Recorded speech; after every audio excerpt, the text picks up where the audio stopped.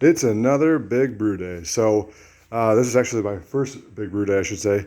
So here we have my 15-gallon keggle. It's just a keg made into a kettle. They're all decommissioned kegs, so I know some people think that you're going to get in trouble, but oh well. Then we have the mash tun here. I just took a bell valve and a bazooka tube in there, so I usually just batch sparge out of that one. Have it pretty darn full to the brim here as well. It's a 10-gallon, if I didn't mention that size. So what we're working with here today, because of we're going to have a 10-gallon yield on my brew.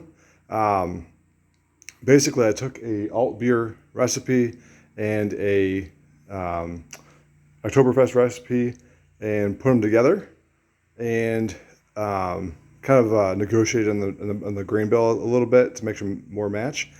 And at the end, I'm going to split them into two 5-gallon fermenters. And we're using two yeast strains here, Charlie's Fist Bump and the Dusseldorf Alt Ale. So one's for an alt beer. Now, I've used Charlie's Fist Bump, aka prior to that, it was called Cry Havoc, for other Oktoberfest, even a Doppelbock, and it came out great. So that's the biggest point of this video right now, is to say, when you have a 10-gallon recipe that you're working with, you don't have to have 10 gallons of the same beer.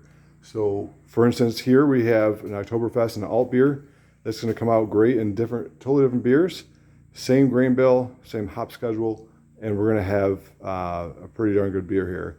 Now we're already mashed in, so we can't really do anything there for the video at least.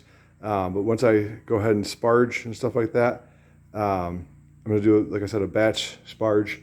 And then the biggest difference of this one versus like a 5-gallon recipe is just have a